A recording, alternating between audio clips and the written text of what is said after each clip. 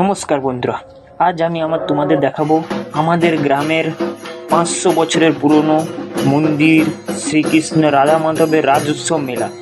আমি গর্বিত আমি যে এই গ্রামে জন্মগ্রহণ করেছি, কেন কয়েকশো বছরের পুরনো এই মন্দির এখনও চলে আসে সেই রীতিমতো রাস উৎসব।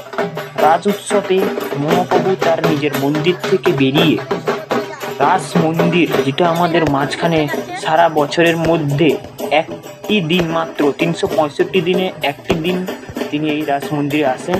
সেই দেখতে পাচ্ছেন কীরকম নেচে নেচে মহাপ্রভু আমাদের সেই রাস মন্দিরের দিকে এগিয়ে যাচ্ছেন, আর কোলে করে মহাপ্রভুকে নেচে নেচে সামনের দিকে এগিয়ে নিয়ে আসছে।